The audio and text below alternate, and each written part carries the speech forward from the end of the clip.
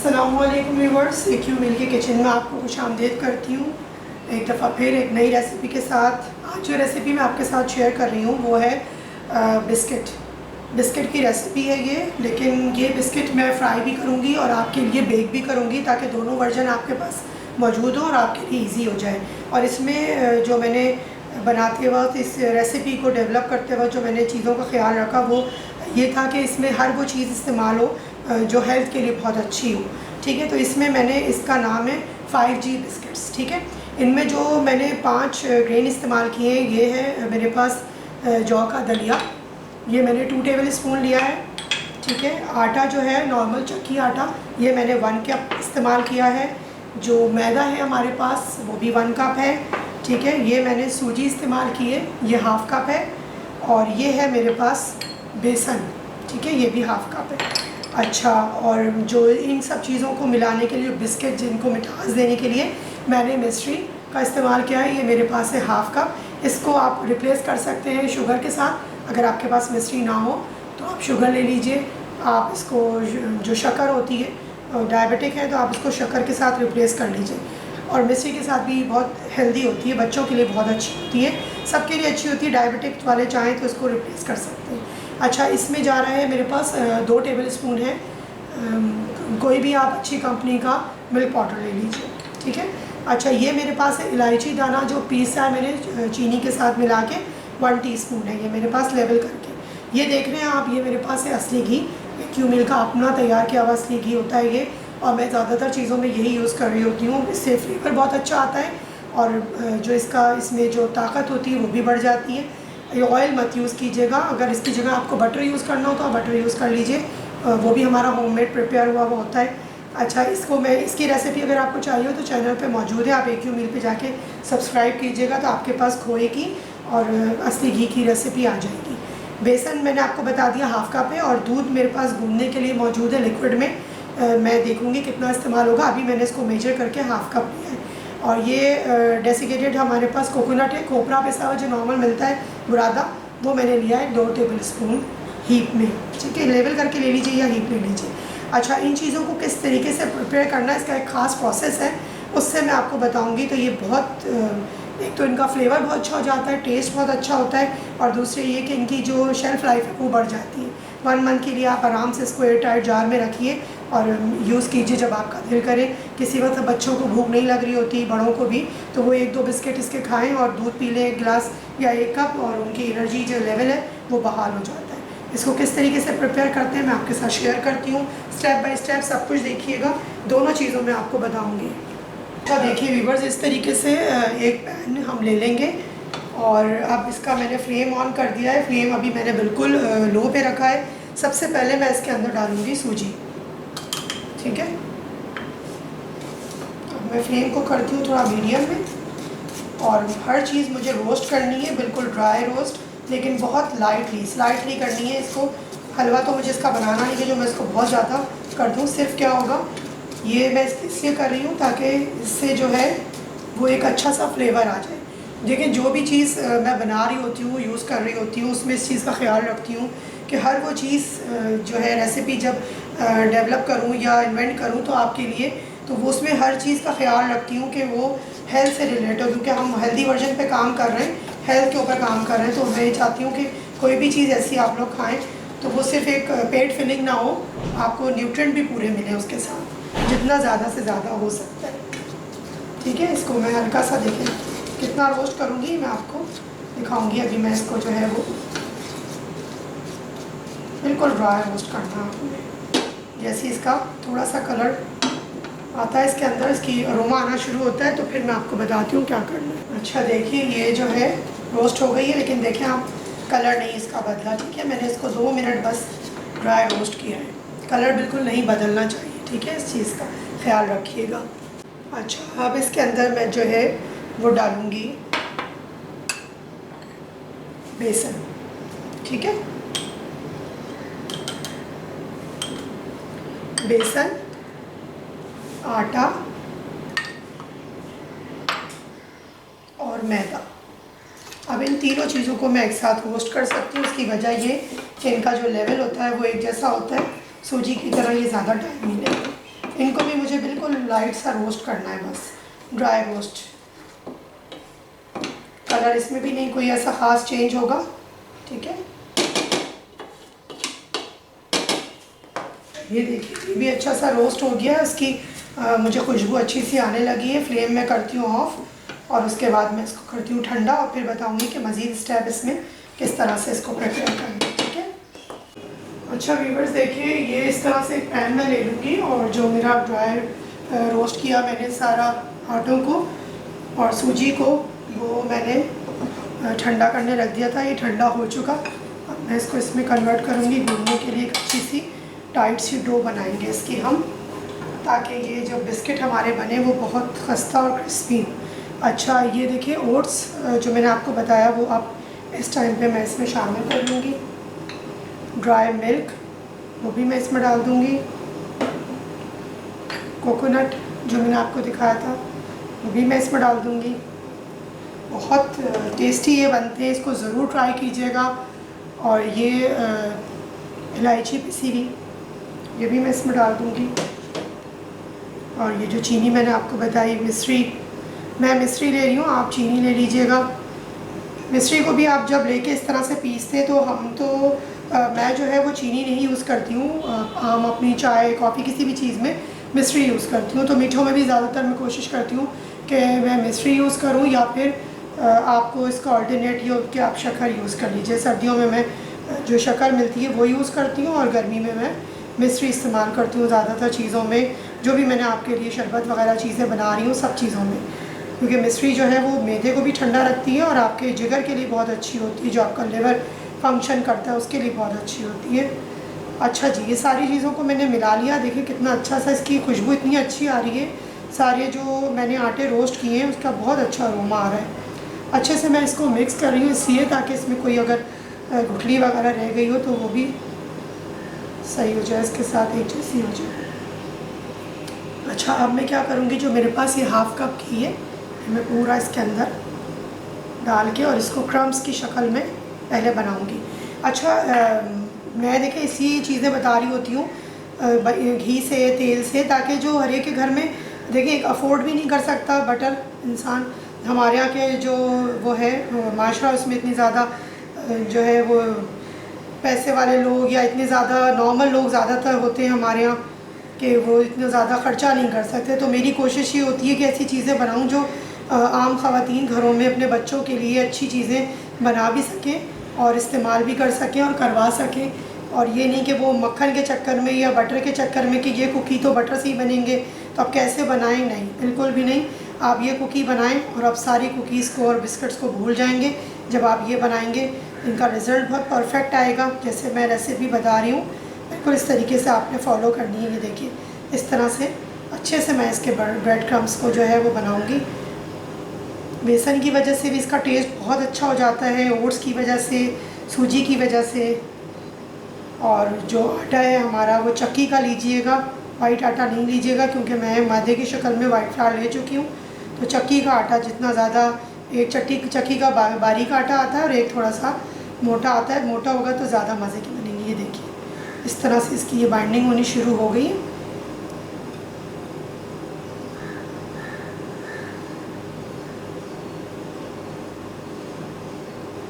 Coconut की और इलायची की सबकी मिक्स होके बड़ी अच्छी खुशबू सी आ रही है। अच्छा अब मैं क्या करूँगी, ये जो दूध मैंने आपको बताया हाफ़ कप, थोड़ा थोड़ा मैं डालती जाऊँगी और गूंथती जाऊँगी इसको अच्छे से, ठीक है।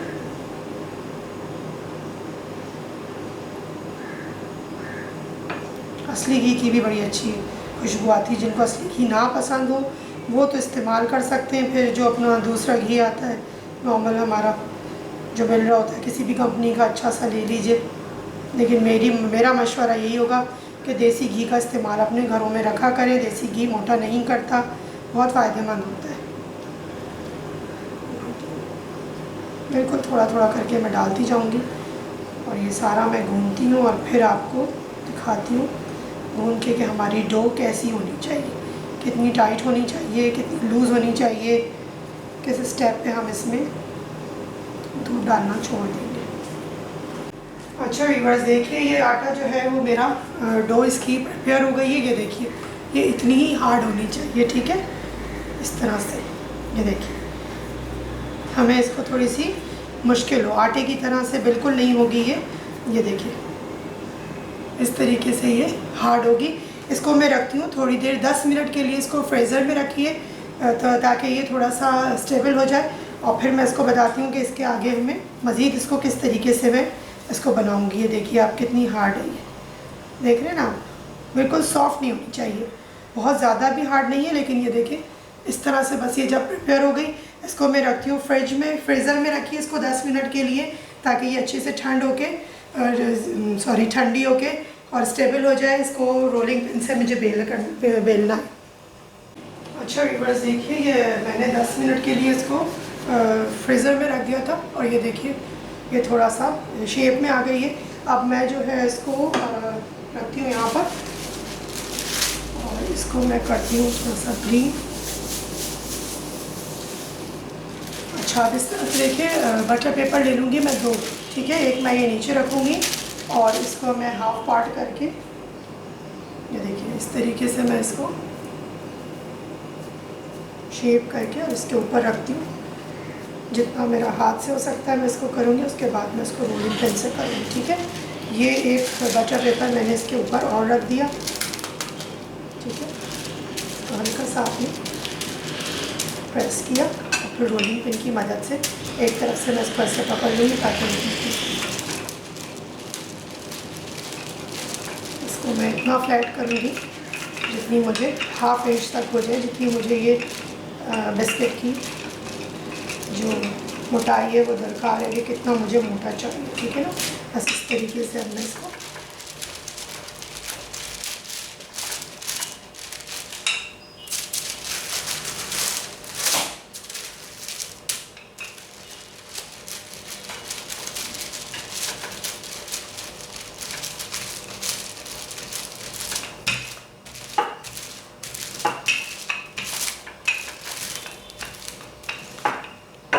चेक करती हूँ। देखिए अभी ये अच्छा खासा मोटा है, मुझे अभी इससे और ज़्यादा इसको पतला करना, ठीक है। मैं इसको और थोड़ा सा दे दूँगी और फिर आपको दिखाती हूँ। अच्छा देखिए, अब ये मैंने जो है इस तरीके से बेल लिया, और मुझे जो साइज़ चाहिए वो तकरीबन देखिए इतना मोटा चाहिए, ठीक है। नज़र आ रहा है आपको, ये बिल्कुल हाफ इंच का है। अब इसमें क्या करेंगे, मैं इसको, अगर मुझे ये वाला शेप चाहिए कुकी कटर का, तो मैं ये शेप लूँगी, ठीक है।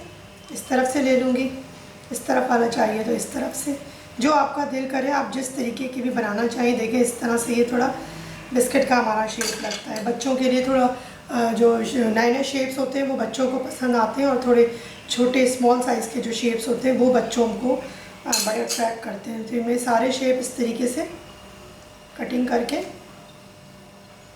देखिए आपके पास जो भी चीज़ मैसर हो, आपको जो इजीली हो, कोई किसी चीज़ का आप ढक्कन ले लीजिए, वो अगर आपको लगता है कि उससे वो शेप अच्छा है तो वो ले लीजिए। फ़िलहाल कोई ना हो आपके पास कुकी कटर, जो आपका दिल शेप करे। ये मैं स्क्वायर है, ये स्क्वायर ले लेती हूँ, मुझे स्क्वायर बहुत अच्छा लगते हैं। स्क्वायर से बिस्किट छोटे छोटे से आधे जो है, मैं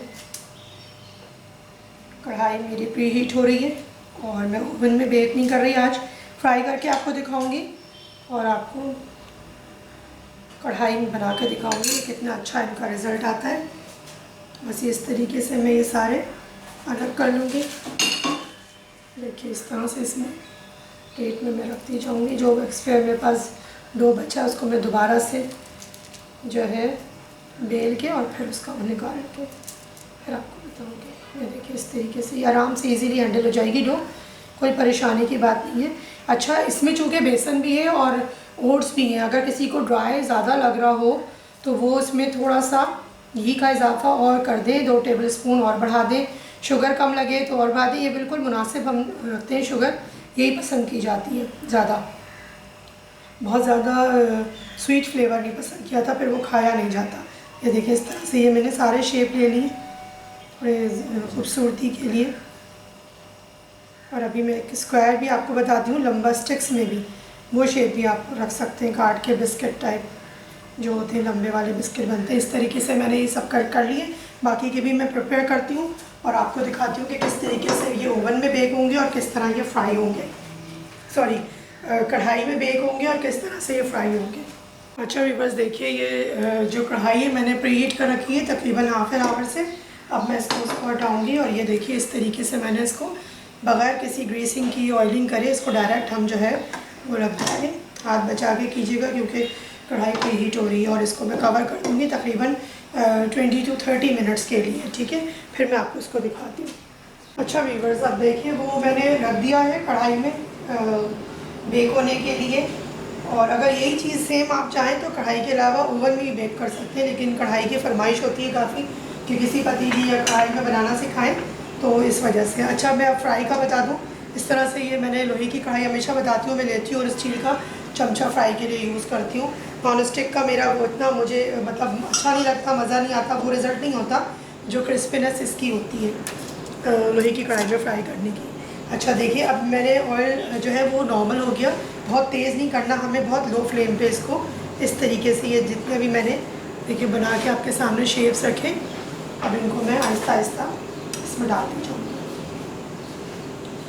फ्लेम हमारा वो जो हमारा ऑयल है देखिए कितना गर्म है, बिल्कुल ये लो फ्लेम पे अच्छी क्रिस्पी होंगे। अगर आप इसको बिल्कुल हल्के तलेंगे, हल्के हल्के फ्लेम पे तलेंगे, आँच बिल्कुल आप जो है इसकी तेज़ नहीं करिएगा, पेशेंस के साथ तलिएगा तो रिज़ल्ट भी बहुत अच्छा आएगा। और अगर जल्दबाजी कर देंगे तो फिर वो रिज़ल्ट नहीं आ पाएगा जो हमें बिस्किट के लिए चाहिए होता है, ठीक है।